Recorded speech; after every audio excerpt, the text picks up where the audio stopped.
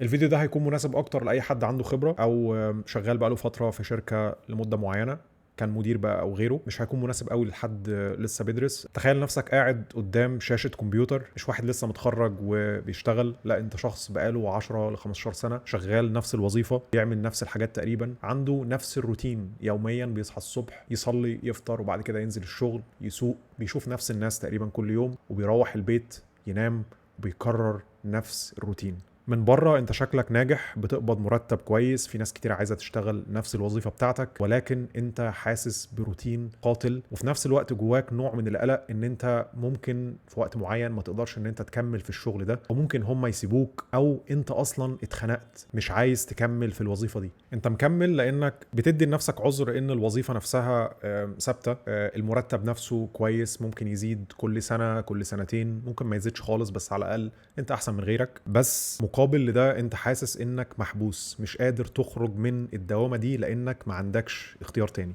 ما عندكش مصدر دخل تاني. لو وقفت شغل مش هيجيلك اي مصدر دخل، بس بينك وبين نفسك بتقول انا اشتغلت سنين طويله علشان افضل ثابت مكاني بعد سن 30 او 40 سنه. انت عارف ان انت عندك بوتنشال او عندك فرصه انك تبقى احسن، بس خايف تاخد خطوه. بيبقى جواك خوف انك تبدا من الصفر، مش عايز ترجع مبتدئ تاني. انت بقى اسمك مدير او سينيور او تيم ليدر او ايا كان، انت خايف انك يتقال عليك مبتدئ تاني او جونيور تاني، خايف تبوظ الامان بتاع الوظيفه اللي انت بتشتغلها، خايف حد يشمت فيك. حتى بتبقى عايش في منطقه رماديه، لا انت مرتاح ولا انت عارف تمشي، وده اصعب احساس حد عنده خبره ممكن يحسه، وده الاحساس بالظبط اللي حسيته لفتره طويله. لذلك انا بقول لك الموضوع من تجربه ومدرك الاحساس اللي انت بتحسه. في ناس كتيره بتقول لك لا سيب الوظيفه، خد مخاطره وابدا الشغل الخاص بتاعك. انت مش عارف الشغل بتاعك هيبقى ايه، بس ابدا الشغل الخاص بتاعك، والوظيفه دي سجن وكده. الحقيقه خلينا نبص على الصوره كامله. الوظيفه نفسها نعمه، انت عندك استقرار ما، الاستقرار ده هو سلاح ذو حدين، انت ممكن تستغله في صالحك انك تبني شيء على جنب، وممكن يدمر لك حياتك بان هو يوقعك في الكومفورت زون او منطقه الراحه وما تعملش اي حاجه لانك حاسس بالامان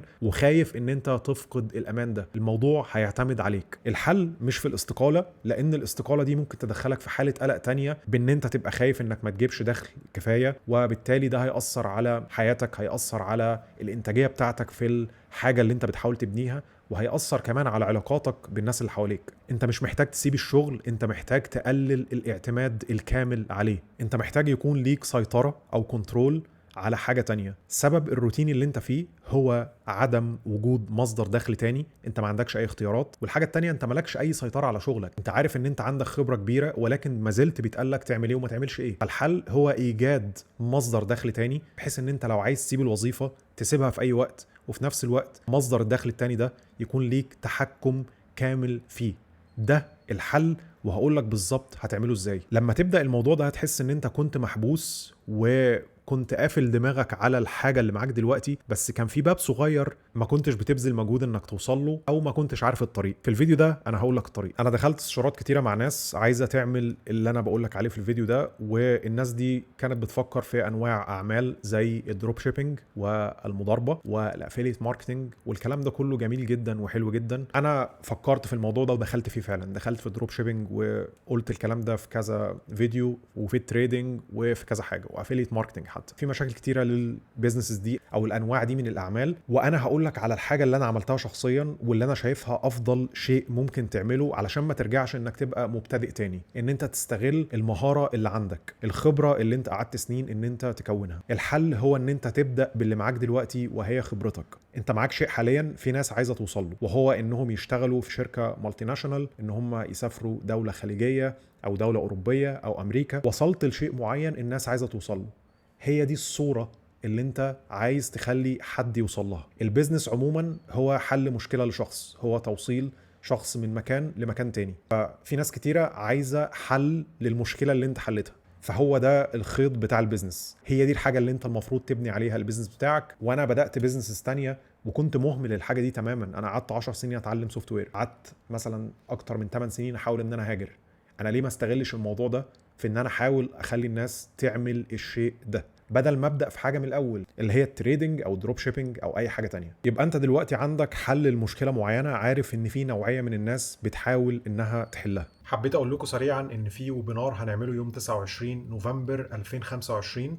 الويبينار ده هيبقى الساعه 7 مساء بتوقيت دبي، 5 مساء بتوقيت القاهرة. الويبينار ده هيبقى مدته تقريبا ساعتين حد أقصى. الويبينار هيبقى يعني دسم جدا، ممكن أكتر من الويبينارز اللي احنا عملناها قبل كده، لأن في ناس طلبت إن احنا نعمل ويبينار تاني. الويبينار مجاني بشكل كامل، فلو عايز تلحق مكانك سجل في اللينك اللي موجود أسفل الفيديو. الويبينار سريعا هيبقى عن إيه؟ هيبقى عن تعليم الناس إزاي إنها تعمل فلوس من خبرتها، إزاي تبيع خبرتها. لو شخص عنده خبرة تقنية في كوربريت او في اي مكان عايز يحول الخبرة دي لمصدر دخل اونلاين، ما بنعلمش دروب شيبينج، ما بنعلمش تريدنج، ما بنعلمش اي حاجة تانية.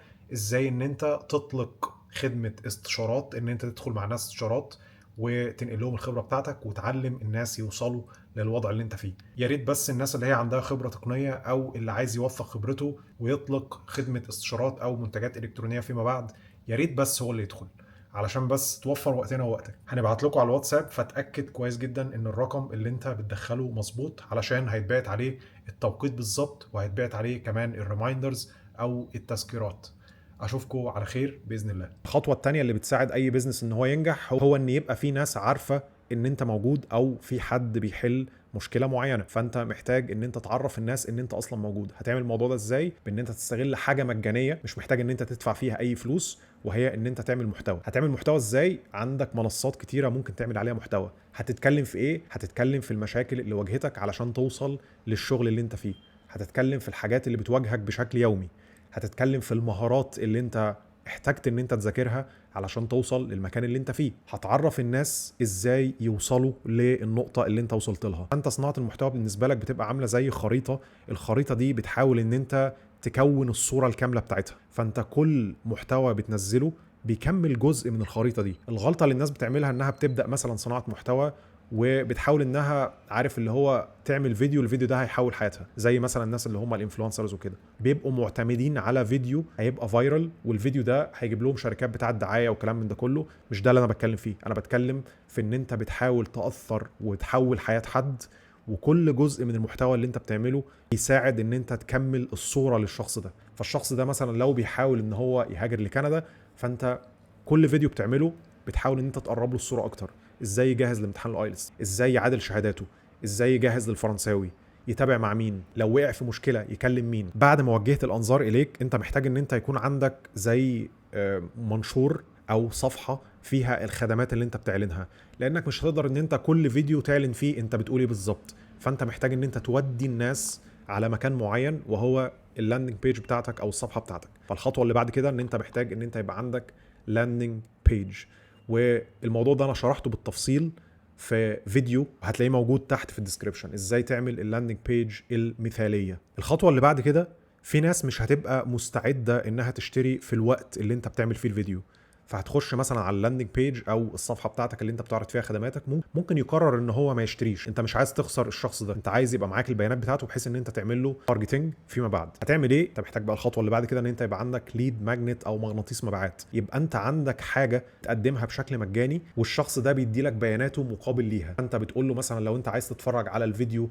اللي انا شرحت فيه طريقه الهجره الى مقاطعه معينه، بتخلي الشخص يدخل على صفحه يحط فيها اسمه، رقم موبايله، الايميل بتاعه، وبتاخد انت البيانات دي وتقول له اتفضل دي الحاجه اللي انا قلت لك ان انا هقدمها لك. استخدم البيانات اللي هو اداها لك فيما بعد علشان ان انت تعمل له تارجتنج. نرجع خطوه شويه. طيب انت هتقدم خدمات ايه اصلا؟ انت بتبيع خبرتك، انت ما بتبيعش منتج معين. خبرتك دي هتقدمها له في صوره ايه؟ ممكن تقدمها له في صوره استشاره، وهي دي الخدمه اللي انا طلعت بيها اول مره، ان انا كنت بدخل مثلا مع الناس لمده ساعه، وما زلت بعمل الموضوع ده، بقول لهم ازاي يهاجروا كندا، بقول لهم ازاي يعملوا كارير شيفت، وهكذا. ممكن تعمل مجموعه استشارات ان انت بتحاول توصل الشخص لنقطه معينه. عندنا مثلا في المنتور شيب هتلاقي اللينك تحت في الديسكريبشن، يقدموا مجموعه استشارات، عدد مثلا 5 ل 10 استشارات، بحيث ان هم يوصلوا الشخص ان هو يهاجر استراليا، نيوزيلندا، ايا كان. علشان الشخص يهاجر استراليا هيعمل ايه بالظبط؟ فانا بقسم المعلومات اللي هو المفروض يعرفها على 10 جلسات. اللي انت محتاج تعمله انك تنزل محتوى بشكل مستمر. المحتوى هو الموتور اللي بيشغل العجله بتاعه البيزنس بتاعك، وتوجه الناس انها تروح لللاندنج بيج بتاعتك. فمحتاج ان انت تكون كاتب اللاندنج بيج بطريقه كويسه، بطريقه مقنعه، عشان تزود المبيعات بتاعتك. هتلاقوا اللينكس كلها تحت في الديسكريبشن. اشوفكم في الفيديو الجاي.